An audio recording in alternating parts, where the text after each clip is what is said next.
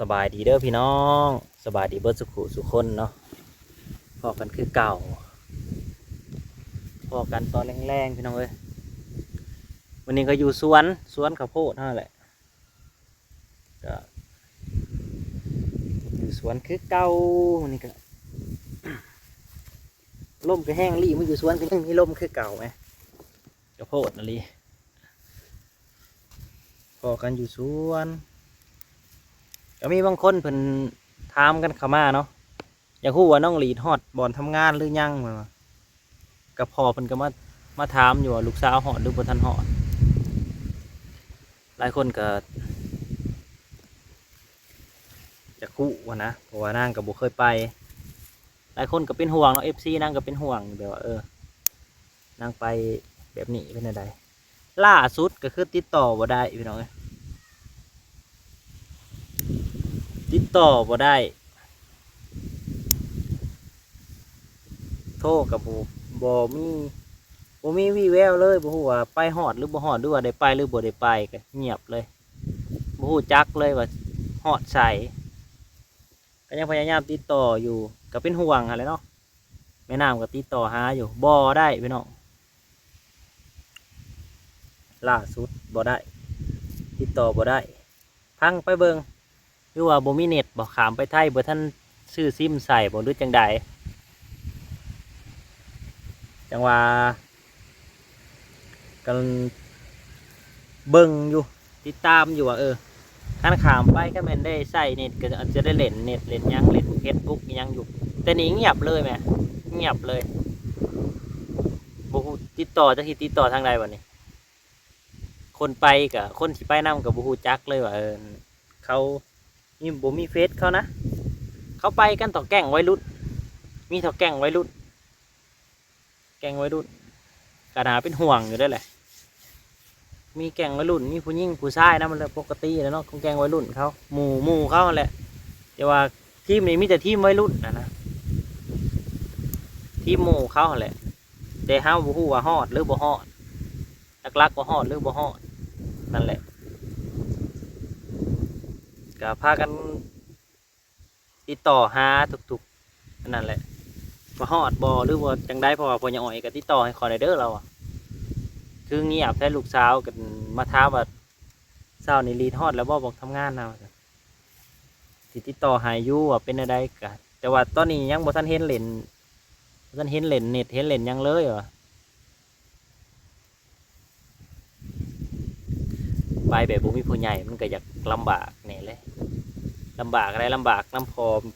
ผู้ว่าเป็นห่วงน้องลูกสาว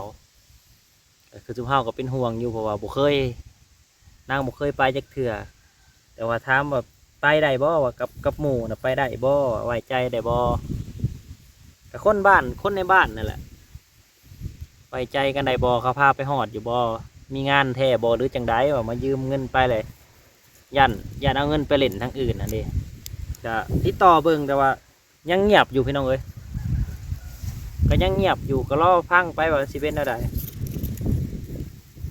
ปัญหาใหญ่ๆเลยอันนี้โอ้ย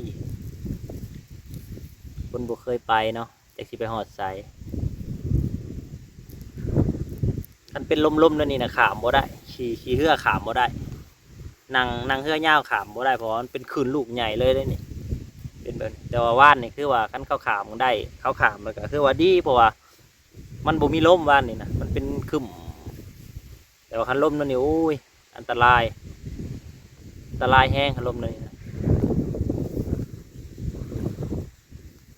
คืนลูกใหญ่เลยก็รอเบิ่งกันไปเรื่อยๆอะไรพี่น้องเอ้ยว่าสิติดต่อได้ตอนใดนางฮอดหรือบ่ฮอดหรือจังใดก็รอเบิ่งน้ำกันก็เป็นห่วงนะเนาะเพราะว่าคนบ่เคยไปนะก็เป็นห่วงเป็นธรรมดาแหละบ่เคยไปจักหมู่สิพาไปฮอดใส่เป็นอ้อยแล้วก็เป็นห่วงลูกสาวแล้วFC นางก็เป็นห่วงนะคนบ่เคยไปนะฮอดใส่แล้วก็ยังเงียบอยู่พี่น้องเอ้ยยังเงียบยังบ่มีการเคลื่อนไหวอีหยังทั้งนั้นเงียบเสเหมาะอยู่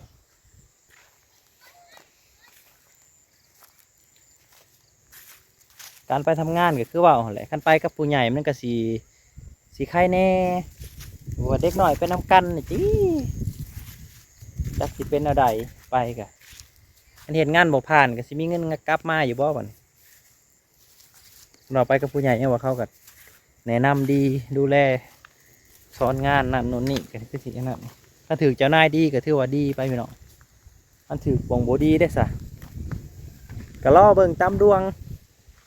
ของนางที่ได้ขามไปทำงานอยู่ประเทศไทยอยู่ในใกล้ๆนี่แหละพี่น้องไม่บ่ได้ใกล้ยังดอกห่างจากบ้านก็ประมาณอยู่ฮอด60 กิโลอยู่บ่คันสิฮอดประมาณ60 กิโลประมาณ60 กิโลนี่แหละกันฮอดก็ได้พยายามติดต่ออยู่ได้หรือบ่ได้เห็นหรือบ่เห็นฮอดหรือบ่ฮอดก็มีแต่รุ่นนะว่าขอให้ฮอดให้ได้ทำงานตามนั่นแหละพี่น้องให้ฮอดให้ได้ทำงานประสบการณ์ใหม่ๆแต่ว่าใหม่ๆแต่บ่มีผู้ใหญ่ไปนำมันก็อยากนักหน่วงในจักน้อยอยู่ผู้ใหญ่บ่ไปนำเนาะเมื่อน้องซากับพากันมาแต่เล็กไปเป็นทีมงานเพิ่นเลยมาแล้วบ่ตะเล็กมาแล้วปลาที่ป่าลุงกินยังขนมโอ้ยกินยังอีกอันนี้กะขนมนะไอ้ป่าลุงกินเป็นขนมทีมงานเลยทีมงานกินบ่ได้ขาดพี่น้องกินได้กินดีกินบัดมือบัดเว้นกินน่ะเรียรอโคตรว่ากินทีมงานเราจะไปโฮดพักนะทีมงานเด็กๆอยู่แจวเขาเบิ่งท่านว่านอดกับท่านว่านอดมาแต่ใส่นอมาแต่ใส่นอใส่ขนมมาฝากพอนะฮะใส่นะว่าใหม่ดูใส่ขนมมาฝากพอนะตู้เย็นเนี่ยวางได้นี่ว่าฝากว่าเบิร์ดกี่ตัวกันบ่ว่าเบิร์ดนะลงมาสิมีใส่ให้มันสู้หมวกไปเอาไปเล่นน้ำพายฮะเล่นน้ำพายว่าใหม่ดูเล่นน้ำไปหนุดบ่ไปปูบ่มาบ่ไปอย่าไปฮังขี่รถมาหาแม่ลูกขี่รถอยู่รถมาเลี้ยวนะเพื่อนเลยกระวนเวียนอยู่หันละว่า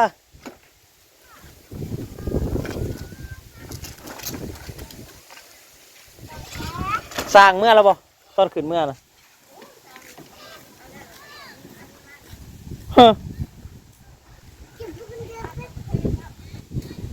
ข้างกับบริเท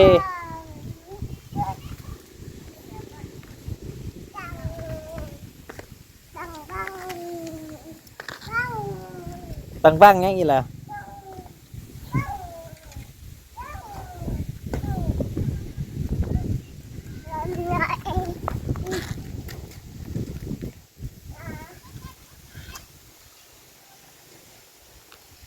จะเพิ่นไปแล้วบ่งานขายของบ่ได้ไปซ้ำ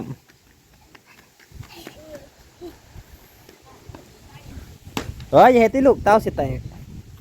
เบิ่งพี่น้องจะงนมีช่างหัวลมกับลม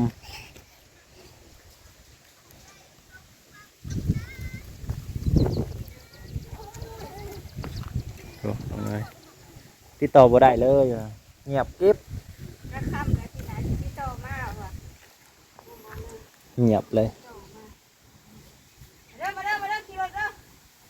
รอเบิ่งอีกพี่น้องรอฟังอีกบ่มั่นใจว่าได้ไปหรือบ่ได้ไปตัวนี้แหละ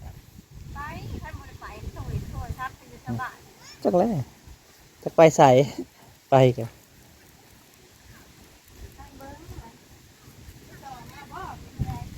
ทางเบิ่งทางไป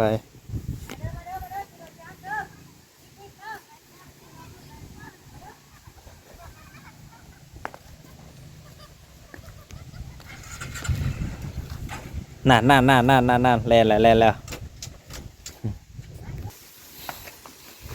นั่นแหละพี่น้องเอ้ยรอเบิ่งหน่อไม้เขาก่อนที่ว่ามันเป็นหน่อนั่นนี่นะ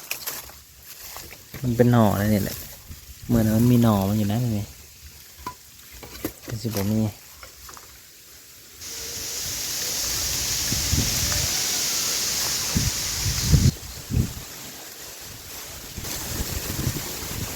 พอกันใหม่พี่น้องเอ้ยขอบคุณหลายๆเด้อสำหรับทุกๆคำถามทุกๆคนที่เป็นห่วงเนาะเป็นห่วงคือกันนั่นแหละแต่ว่ามันก็เห็นยังบ่ได้เนาะติดต่อบ่ได้ฮะก็ย่อมเพื่อกันจักสิว่าได้ติดต่อบ่ได้พอกันใหม่คลิปหน้าเด้อพี่น้องเด้อไปทางไหนเด้สองไม่ลูกกันบ่